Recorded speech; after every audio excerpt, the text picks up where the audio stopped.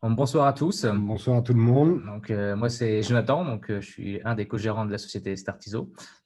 Moi, Michael, on en a un, l'autre co-gérant de la société Startiso et gérant de la société Quality Pose. Merci à ceux qui se sont connectés ce soir pour cette webconférence justement par rapport aux aides à l'isolation.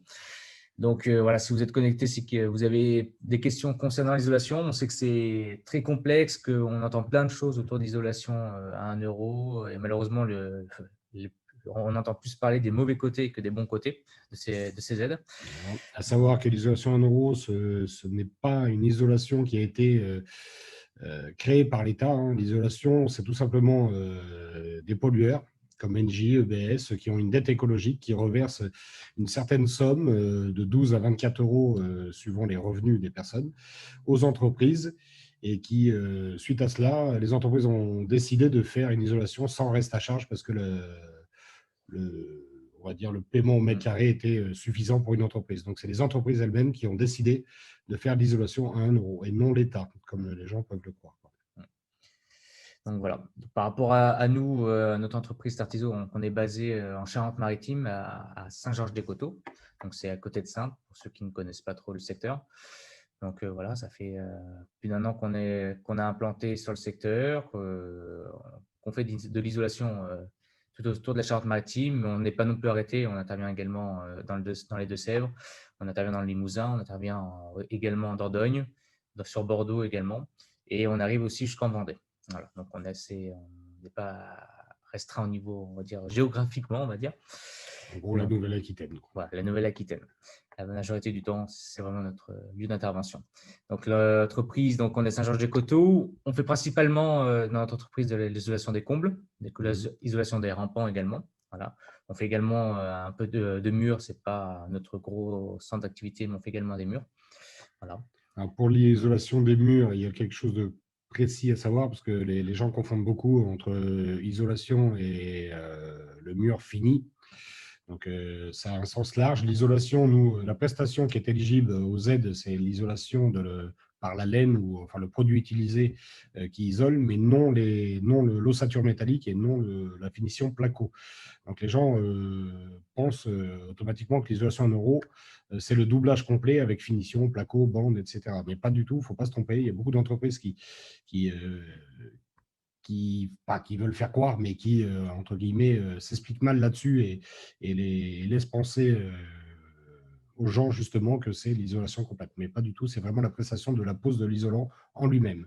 Le reste, pour le raillage, l'ossature métallique et le placo, la finition placo, il y a un reste à charge, bien entendu. Les entreprises qui peuvent parler de ça justement, comme quoi enfin, on va dire la partie finition placo, rail au fer, attention, il faut bien regarder dessus parce qu'on en voit quand même passer beaucoup. Il y a toujours un petit astérix et ça est toujours sous condition de revenu. Alors que normalement, l'isolation à 1 €, il n'y a pas de condition de revenu. Donc, ça veut dire que systématiquement, ils vont essayer de laisser du reste à charge dessus. Ou sinon, c'est des dossiers qui sont très importants et que dans ce cas-là, c'est des personnes qui peuvent être très précaires. Et là, forcément, ils peuvent facilement offrir, on va dire, les finitions derrière, mais ce n'est pas énormément de dossiers par rapport à tout ce qu'on peut traiter, quoi. Donc ça, c'est vraiment faire attention par rapport à ça. Nous, après, principalement, on fait donc l'isolation des combles et des rampants. Ces opérations-là, c'est vraiment des opérations à 1 €. À l'heure actuelle, depuis octobre dernier, il n'y a pas de conditions de revenus. Il y avait des conditions de revenus avant octobre dernier. L'État a décidé justement d'ouvrir un peu plus ces aides vraiment à tous les foyers et sans faire attention aux revenus. Donc forcément, suite à ça, vu comme il y avait déjà plus ou moins des arnaques et des malfaçons avant les aides, avant, on va dire, que tout le monde puisse en bénéficier, forcément, ça a décuplé le nombre d'arnaques et de malfaçons. C'est pour ça que du jour au lendemain, ils ont décidé, donc en début d'année 2021, de stopper ces aides à l'isolation pour vraiment tout le monde. Et à partir du 30 juin, voilà, malheureusement, tout le monde ne pourra plus bénéficier de ces aides. Donc, si vous êtes vraiment intéressé pour faire une isolation de comble, de rampant, éventuellement aussi des murs, c'est vraiment maintenant qu'il faut le faire parce qu'après cette date-là, ça s'arrêtera. Les aides ne s'arrêteront pas complètement, elles seront juste divisées, donc il y aura ce sera beaucoup moins intéressant de bénéficier des aides parce que vous aurez toujours automatiquement un reste à charge, alors qu'aujourd'hui, voilà, vous pouvez réellement bénéficier de 1 € jusqu'au 30 juin. Donc, voilà. Mais ça ne s'arrête pas pour autant, c'est juste voilà, que ça va bien diminuer. Tout à fait. Après, ensuite, Nous, de notre côté, au niveau du déroulement, on va dire, de comment ça fonctionne quand vous nous contactez, les personnes qui nous contactent pour réaliser leur isolation ou qui veulent avoir des informations, on leur explique par téléphone. Quand ils sont OK, on organise une prévisite à leur domicile. Donc, on vient chez vous, on fait la prise de cote au niveau des pièces à isoler, au niveau de votre maison. Suite à ça, on vérifie aussi également dans les combles s'il n'y a pas de choses particulières à voir, si vous avez des spots, si voilà, vous avez une Conduite, VMC, les conduits de cheminée. cheminée qu'on doit protéger également. On fait une visite préalable. Suite à ça, on vous établit le devis. Ce devis-là, une fois qu'il est revenu signé, donc on vous l'envoie, vous nous le renvoyez signé. Et par la suite, on a notre secrétaire chargée du planning qui, elle, vous appelle et prend rendez-vous avec vous pour voilà, une date d'intervention. À l'issue de cette intervention, voilà, les ouvriers qui interviennent, donc c'est des ouvriers qui sont en CDI chez nous. Voilà, ils sont pas de certaines personnes, ça me fait rire justement aujourd'hui, une personne qui m'a dit s'ils étaient de l'Est, les gens de l'Est, donc non, c'est vraiment des personnes qui sont françaises, qui travaillent pour nous, ils sont en CDI. On fait pas de sous-traitance chez Startiso. Voilà, Startiso et Quality Post, c'est les mêmes entreprises, c'est nous qui gérons les deux sociétés. Mhm. Donc voilà, c'est des ouvriers de chez nous, donc il n'y a rien, il n'y a pas deux choses il n'y a pas à craindre quelque chose au niveau des ouvriers. Ils sont très professionnels, ils travaillent, ils connaissent leur travail. Donc ils interviennent chez vous. Avant de débuter le chantier, donc justement, ils repèrent vos combles, ils vérifient par rapport à ce que nous on leur a marqué dans le dossier. Ils font tout ce qui est protection si vous avez des conduits de cheminée, protection au niveau de VMC ou rehausse de la VMC s'il y a besoin. Et par-dessus ça, ils mettent en place des tiges de hauteur pour voilà, vérifier la hauteur de la laine qui est pulsée dans les combles. Et également un repérage de boîte électrique. Donc en gros, ils refont une vérification totale et une reprise de vos combles pour que ça respecte bien le DTU. Voilà. Voilà, en dehors de l'isolation qui vous fait un gain énergétique, un gain sur les factures d'électricité, des choses comme ça, il y a aussi le fait que la facture fait foi en tant qu'attestation de fin de travaux pour votre assurance. Parce qu'il faut savoir qu'aujourd'hui, les assurances, si votre maison prend feu, avant vous demandez derrière comment a été isolé les combles, est-ce qu'il y a eu un entourage de conduite cheminée avec un écart respecté, est-ce qu'il y a eu les fiches qui ont été, les fiches indicatrices sur les compteurs EDF ou des choses comme ça qui ont été mises. Enfin, voilà, il y a tout un tas de normes de DTU à respecter qui permettent que les assurances prennent en charge. Si aujourd'hui vous preniez feu dans les combles, alors que ça ne viendrait pas du tout de la laine, mais par un défaut d'électrique ou peu importe, si vous n'avez pas fait les combles correctement ou enfin que le DTU n'est pas respecté, vous risquez de ne pas être remboursé ou du moins mal remboursé. Donc voilà, c'est quand même quelque chose d'assez important à penser également.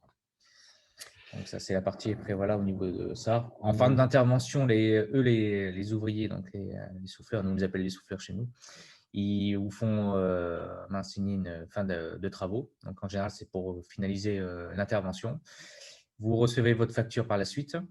À l'issue de cette facture, vous recevrez également votre carte de contribution. Ça permet d'avoir une attestation comme quoi vous avez bien bénéficié des aides à 1 euro. Et vous pouvez, attention, également être contrôlé. Donc, on a des contrôles aléatoires nous, sur nos chantiers. Donc, vous pouvez être contacté, assez régulier en plus, oui. Donc, vous pouvez être contacté. Donc, ça permet de vérifier un petit peu notre travail et de savoir si on fait bien notre travail. Mais bon, là-dessus, on n'a pas de souci, on a des contrôles, on n'a pas de retour particulier. Donc, c'est que ça se passe très bien. Et puis, vous, après, vous avez strictement rien à faire au niveau administratif. Nous, on s'occupe vraiment de tout. Du début à la fin, on se déplace, on fait votre devis. Vous avez juste à nous fournir votre avis d'imposition. On est obligé de le fournir dans le dossier. Et C'est ce qui voilà. justifie le montant du paiement que l'entreprise a payé. Voilà, parce que c'est vraiment, c'est pour ça que quand des fois, il y a des personnes qui peuvent se dire, mais pourquoi vous demandez notre avis d'imposition? C'est par rapport à des revenus. Pas du tout. Ça ne change rien. C'est que, voilà, comme dit Michael, c'est qu'on est payé par rapport aux revenus des gens. Donc, plus les gens sont riches, moins on touche. Plus les gens sont un peu plus pauvres, on touche un peu plus. Donc, voilà, c'est vraiment par rapport à ça qu'on a besoin de l'avis d'imposition. Et de toute façon, on est obligé de l'avoir parce qu'on doit le soumettre à notre obligé pour pouvoir être rémunéré à la fin de l'intervention. Voilà, un petit peu. À savoir, pour rebondir voilà, sur le montage du dossier, parce que c'est ce que beaucoup de gens craignent aussi, parce qu'avec les aides, ils sont totalement perdus, ils ne savent plus s'ils sont éligibles, pas éligibles. Donc là, on le répète encore une fois, mais voilà, l'isolation à 1 euro, c'est vraiment éligible à tous. Le seul critère d'éligibilité qu'il faut, c'est que la maison ait plus de 2 ans. C'est tout. C'est vraiment le seul. Pas de revenus, pas quoi que ce soit. Il n'y a rien d'autre à retenir. En revanche, voilà, j'insiste vraiment sur le fait que le dossier, ce n'est pas un montage par l'ANA ou le PAC 17 ou les aides du Poitou-Charentes ou autre. C'est vraiment un accord, un accord suite à la signature du devis qui est automatique. Voilà. Donc, vous signez le devis, la prime C2E est déduite sur votre devis directement. Il n'y a pas d'avance d'argent à faire de votre côté et qu'après vous êtes remboursé. Pas du tout. La prime sur le devis est bien indiquée et déduite et il vous reste à charge 1 euro, c'est les frais de dossier. Voilà. Donc, il n'y a pas d'avance du tout de votre part. Donc, quelque chose qui est quand même assez important parce que, contrairement avec l'ANA, le PAC 17 ou des choses comme ça, on fait l'avance de travaux et après, on a des subventions qui viennent nous rembourser. C'est ça. Donc, en tout cas, voilà, vous n'avez pas de surprise derrière au niveau de la facturation. Parce que le devis que vous signez à 1 euro, la facture reste bien à 1 euro. Et d'ailleurs, les ouvriers qui interviennent chez vous vous demanderont à la fin de l'intervention 1 euro, donc soit par chèque ou en espèces, et rien d'autre. Et il n'y a pas d'inquiétude à avoir de recevoir une autre facture derrière. Ça, en tout cas, ça n'existe pas. Voilà. Peut-être qu'il y a d'autres entreprises qui le font, hein, mais bon, comme partout, il y a des entreprises aussi malhonnêtes. Et après, c'est à chacun de faire attention aussi de se renseigner sur les entreprises qui viennent chez eux et qui leur font signer les devis. Normalement, les devis doivent être assez clairs, doivent être bien, on va dire, bien détaillés. Donc, c'est à vous, voilà, si des fois, pour les personnes qui sont peut-être plus loin de chez nous, qui veulent passer par une entreprise, le conseil qu'on peut vous donner pour éviter justement de tomber sur des entreprises malhonnêtes et des malfaçons, regardez bien le devis, renseignez-vous sur les réseaux sociaux, sur Google également, les avis, voir des photos. Essayez d'avoir quelqu'un au téléphone aussi, parce que des fois, certaines entreprises, on va dire les grosses entreprises, où il y a le plus justement de malfaçons là-dessus, c'est les entreprises qui sont basées à l'étranger, donc c'est très compliqué de les contacter, ou c'est des plateformes téléphoniques, donc ça déjà, ça peut vous mettre la puce à l'oreille. Moi, je vous conseillerais de vous rapprocher plus d'entreprises, on va dire, locales, avec un numéro de téléphone, on va dire, de votre secteur, comme ça au moins vous êtes sûr sur qui vous tombez, et également voilà, une adresse, on va dire postale, où vous pouvez vous déplacer si vous voulez vraiment échanger de vive voix et on va dire de façon plus humaine avec ces entreprises-là. Et en termes de SAV aussi, s'il y a lieu derrière, c'est beaucoup Également. plus intéressant d'avoir une entreprise à proximité. Voilà. Voilà. Et pour écarter aussi d'autres questions, parce qu'on a souvent ce qui revient en termes de questionnement, c'est 1 euro, d'accord, mais on va payer 1 euro pendant combien de mois et sur combien d'années? Pourquoi est-ce qu'on va pas est-ce qu'on va pas le repayer au niveau des impôts? Parce que l'État nous donne quelque chose, mais ils vont nous le reprendre derrière? Non, non, non. Tout ça, c'est pas une bonne publicité qui a été faite et c'est pas du tout comme ça, hein, je le répète bien, c'est vraiment une dette écologique, hein, au niveau des pollueurs, hein, EDF, Engie, EVS, Avia, enfin, tous ces pollueurs-là, voilà, c'est des entreprises très polluantes, donc ont une dette écologique, ils n'ont pas le choix, donc du coup, ils doivent faire une action écologique à travers les sociétés justement qui travaillent dans l'isolation des comptes. Donc ça n'a oui, c'est l'État qui a mis en place ça à travers ces pollueurs-là, mais ce n'est pas eux qui financent directement ces aides-là, hein, c'est vraiment les pollueurs. Donc, il n'y a pas de répercussions derrière ou de choses bizarres, quoi, du moins. Donc, aucune inquiétude là-dessus. Et on attend également aussi, alors ça, bon, c'est un peu plus compliqué de comprendre ça de notre côté, parce que ça revient vers nous en nous disant, je ne vois pas comment vous pouvez faire avec 1 euro isoler notre maison en étant payant 1 euro. Non, non, on n'est pas payé 1 euro.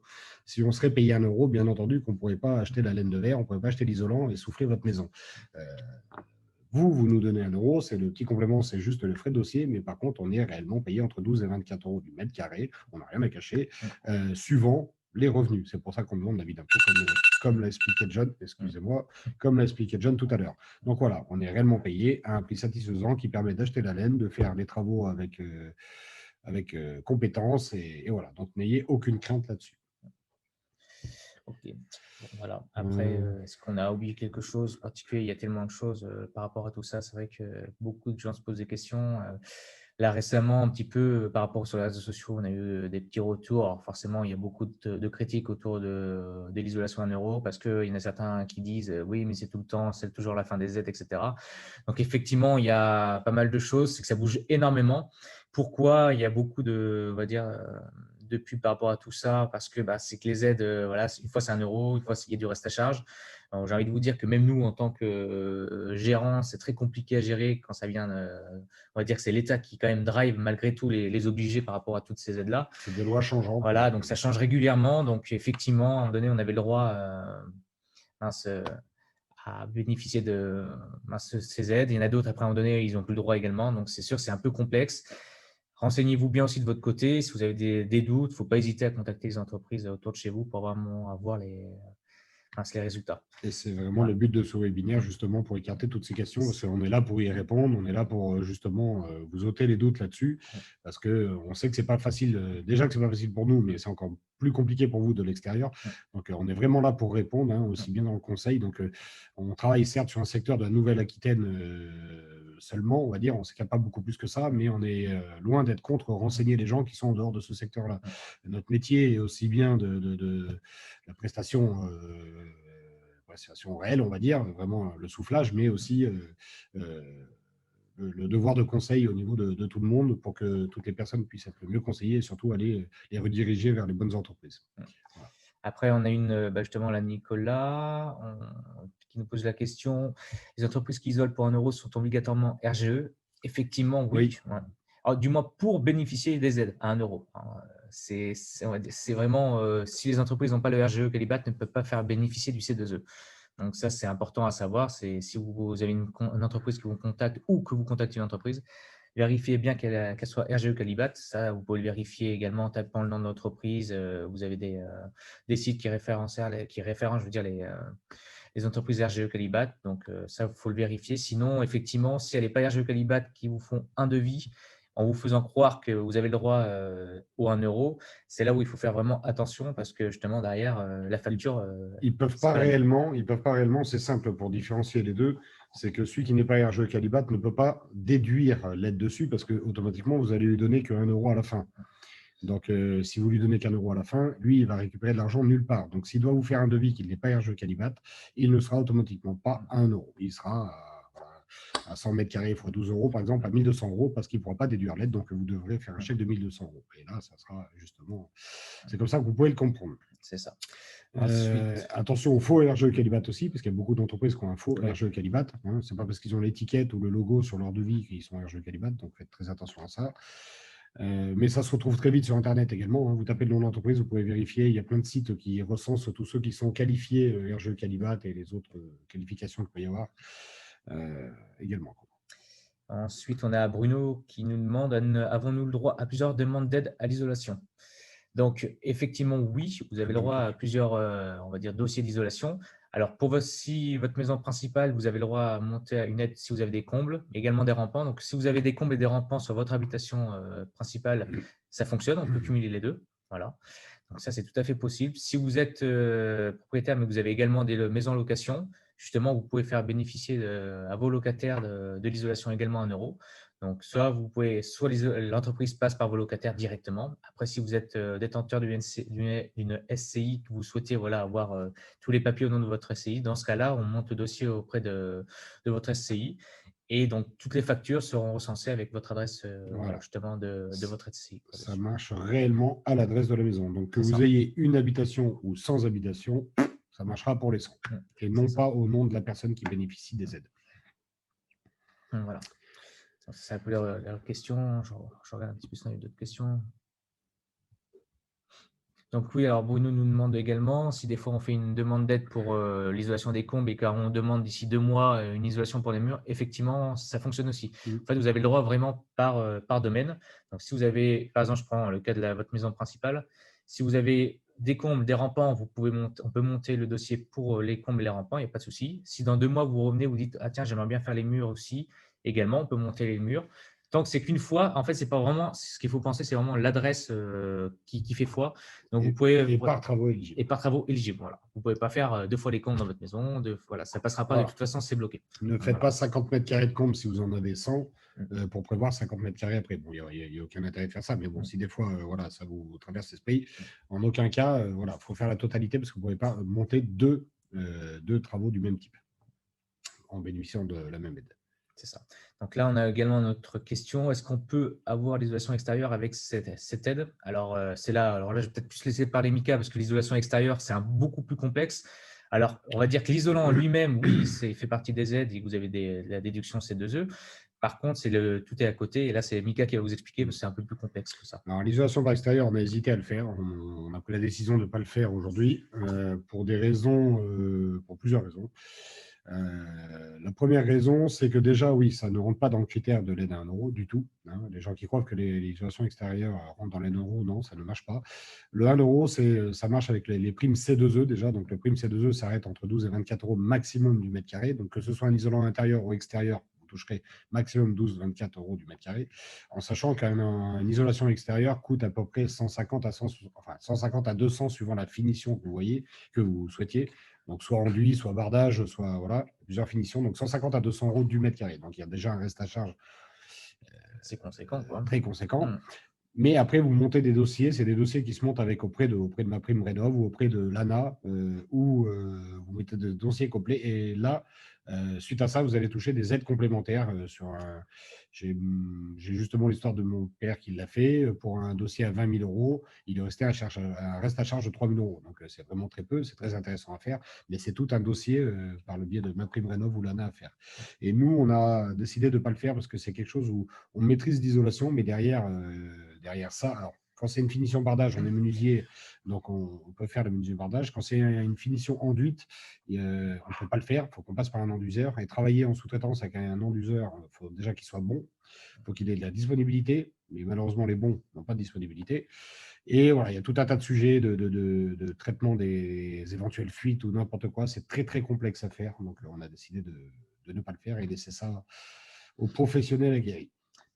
Et donc, moi, par rapport après au mur extérieur, moi, j'ai passé plus au mur intérieur. Ce qui est important aussi de savoir par rapport au mur intérieur. Donc, il y a effectivement l'aide pour l'isolant, mais il faut comprendre aussi, où on a eu aussi la bonne surprise que vraiment pour tous les dossiers murs intérieurs, il faut qu'il y ait la finition qui soit prise, enfin, du moins que la finition soit réalisée par nous-mêmes. Donc, par rapport à ça, c'est ce qui complexifie un petit peu plus la chose. Certains obligés, alors nous avant on travaillait avec, voilà, on travaillait avec Engie principalement. Engie était moins pénible par rapport à tout ça, donc on a réalisé des isolations de murs par l'intérieur, hein. Donc quand on dit murs par l'intérieur, hein, c'est les murs qui donnent sur l'extérieur et pas les cloisons à l'intérieur. Ça c'est important aussi à savoir parce que les gens peuvent confondre aussi. Donc ils étaient moins regardants, donc c'était vraiment la pose de l'isolant. Donc les gens, soit ils avaient rayé en amont ou éventuellement on pouvait leur prévoir le rayage, mais bien sûr il y avait quand même un surcoût par rapport à ça. Et il n'y avait pas de finition. Après, on émet un doute. Mm. On émet un doute, on n'est pas sûr de cette info-là. On sait qu'à travers EBS, le pollueur avec qui on bosse, Oui, nous impose une finition placo et jusqu'aux bandes, jusqu'aux enduits. On n'est pas sûr à 100% que ce soit, légal. complètement légal leur demande. Ouais.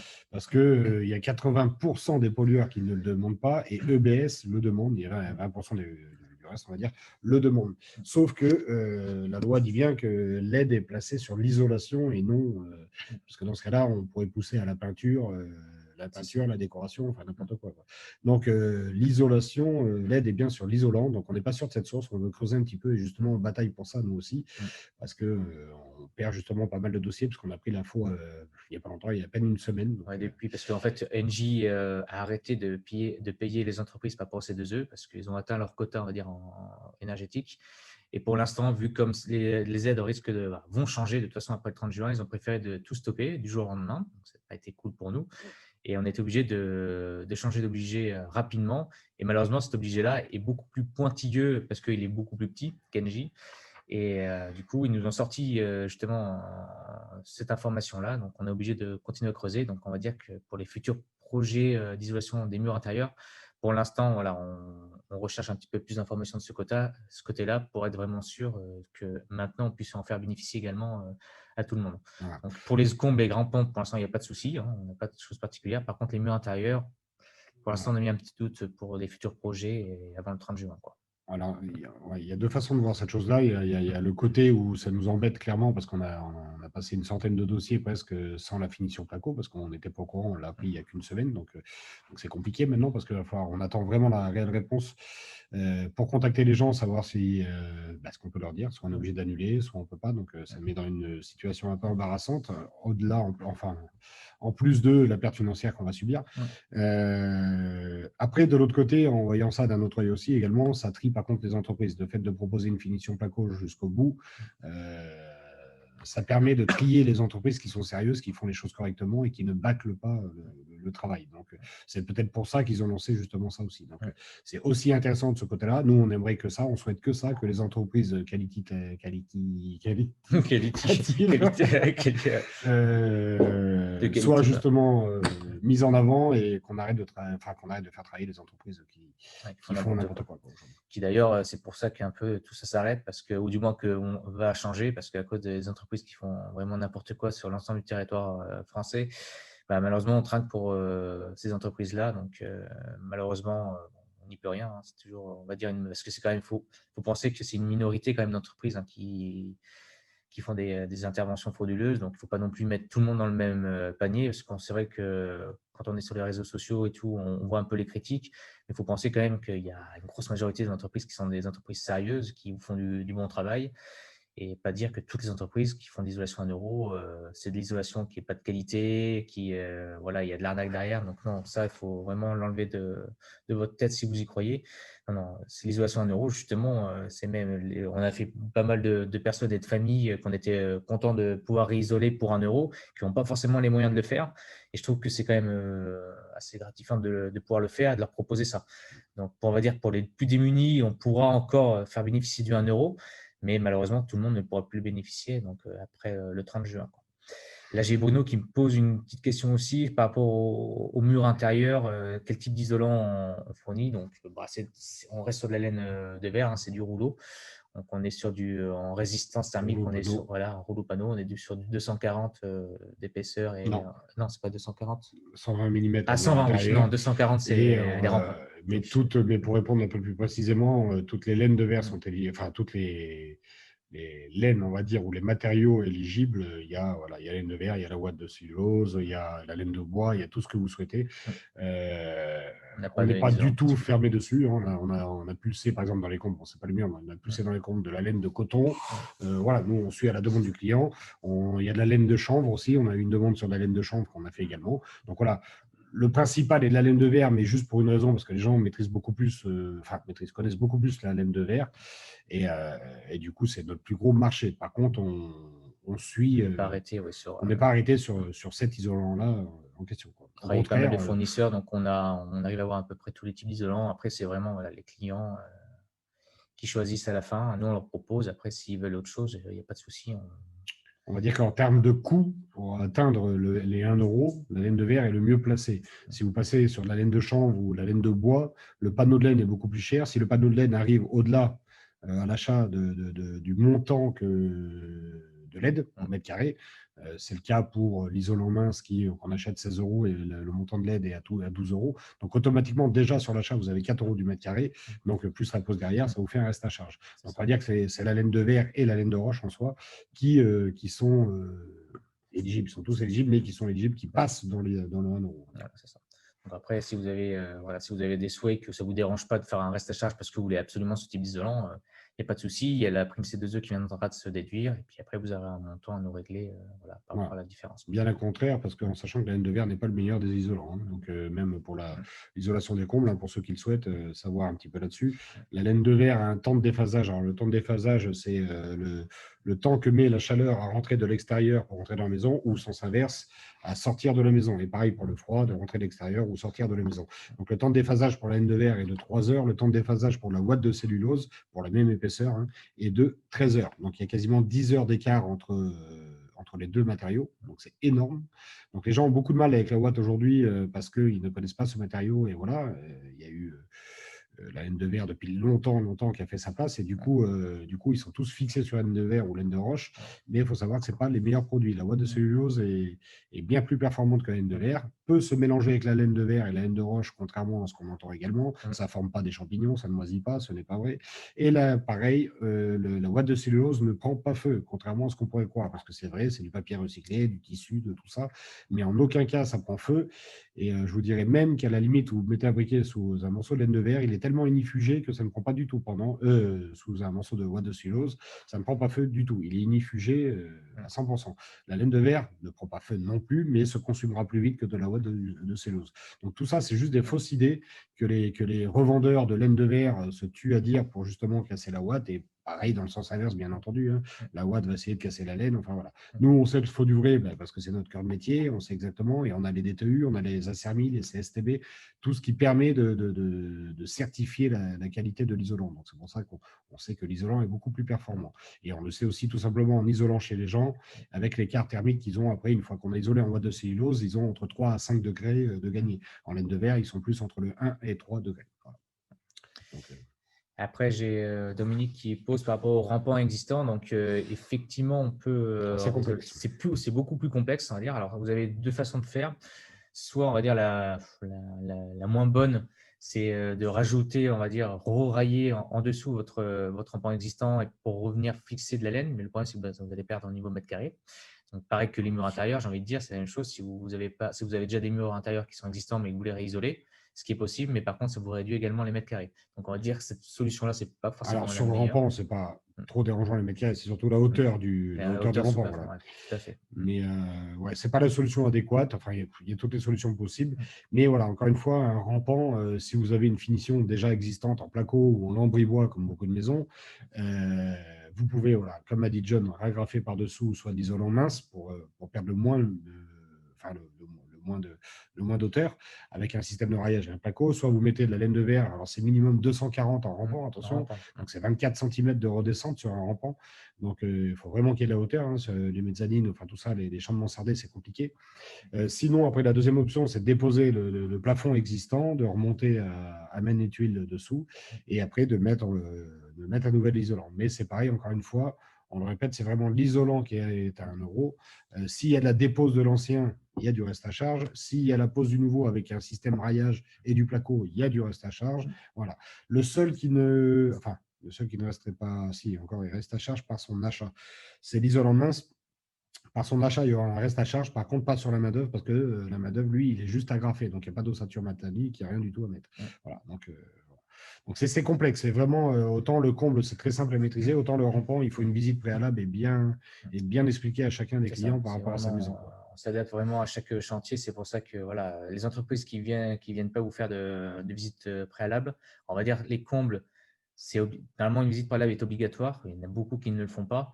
Mais après, c'est là où vous voyez aussi un peu le sérieux des entreprises parce que malgré tout, c'est important de venir vérifier sur place si on voit pas parce que des fois, les clients ne voient pas forcément des choses que nous, on verrait et qui peuvent remettre justement en question un petit peu le chantier. Donc, c'est important de vérifier ça. Et surtout, voilà, les rampants, c'est obligatoire. Les murs intérieurs, c'est pareil. Et les combles, même si certaines ne le font pas obligatoirement, de faire des visites préalables. Et c'est fortement conseillé parce que après, c'est plus nos équipes, une fois qu'ils sont sur place, qui peuvent trouver des problèmes. Et pour nous, c'est une journée de perdu. Donc, on préfère faire passer absolument, et de toute façon, pour chez nous en tout cas, une personne passe obligatoirement faire la visite préalable. Ça, c'est sûr. Voilà. Donc, voilà. On se tient de toute façon au maximum sur la qualité. Hein. C'est vraiment ce qu'on prime au sein de notre société. J'avais déjà Quality Pose avant l'isolation, je veux dire, avant de s'associer avec Sartiso, il y avait Quality Pose, on pose de la menuiserie, des choses comme ça et tout. Bon, c'est à part, c'est en sous-traitance pour des professionnels. Mais la devise a toujours été la qualité avant tout le reste, quoi. Parce que bon, c'est bien beau de courir dans tous les sens et de rentrer un maximum d'argent. Mais si derrière, on n'a pas de qualité, déjà, ne serait-ce que pour avoir la conscience tranquille et surtout pour le respect des clients. Et de l'autre côté, parce que c'est notre publicité, hein, c'est notre gagne-pain. Donc, si aujourd'hui, on n'est pas capable de faire de qualité, on n'aura pas non plus de clients derrière. Et aujourd'hui, il faut savoir qu'on travaille à 90% sur du bouche à oreille. On fait près de 160 clients par mois isolés. Hein, donc, c'est quand même 8 clients par jour qu'on isole. Et ça, à 90% par le bouche à oreille. Donc, des clients qui nous apportent d'autres clients derrière. Voilà. Donc, c'est quand même que la qualité est quand même au rendez-vous. Voilà. Puis bon, on a aussi également, c'est pareil, on a des contrôles aléatoires sur tous nos chantiers. On ne sait pas du tout quand est-ce que ça va tomber.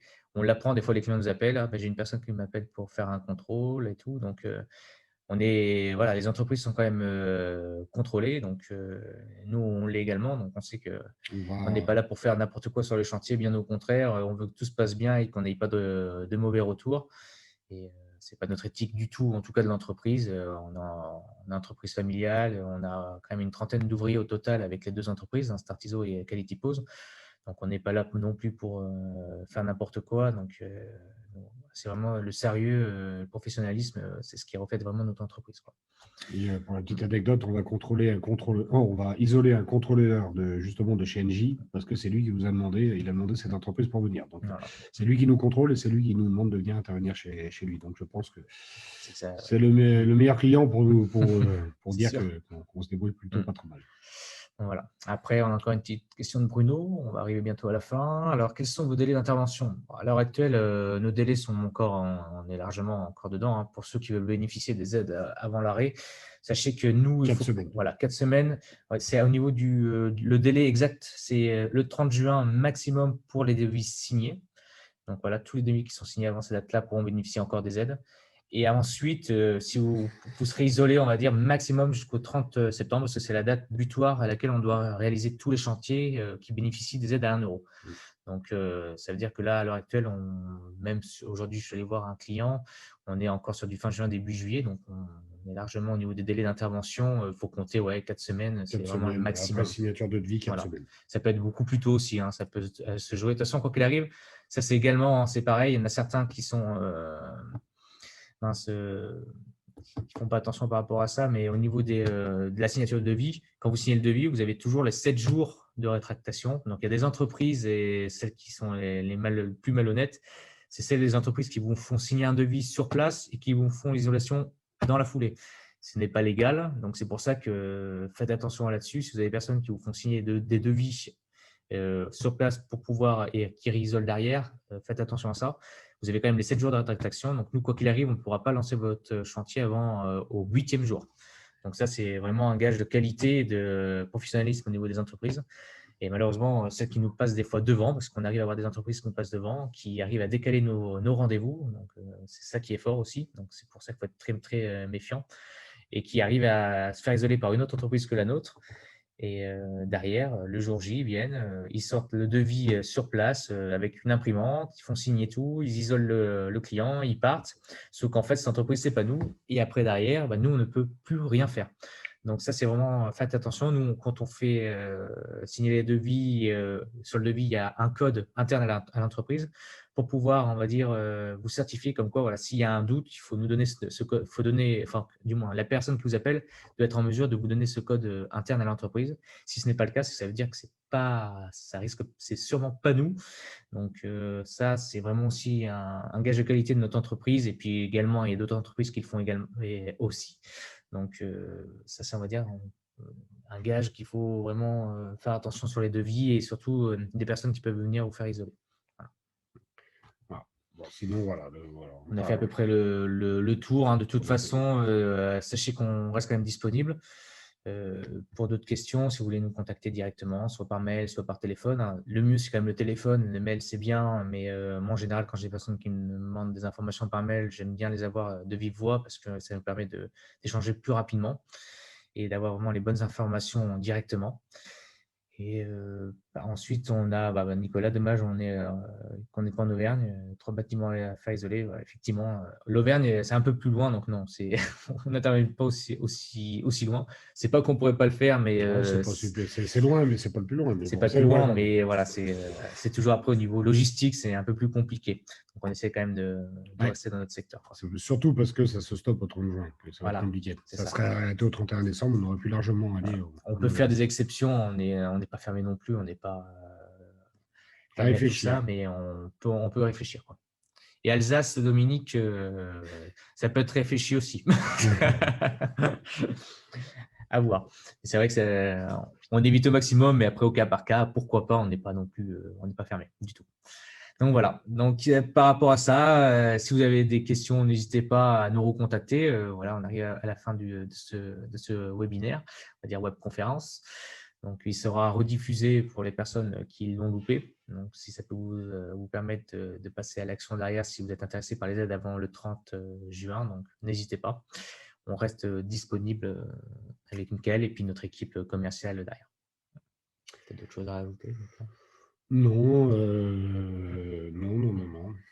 John a tout dit. N'hésitez pas à nous contacter rapidement, sachant que, comme on l'a dit, c'est le 30 juin, mais ce qu'il faut retenir également, c'est que la signature est au 30 juin, mais il faut savoir que les plannings se chargent assez rapidement parce que par ce délai-là, les clients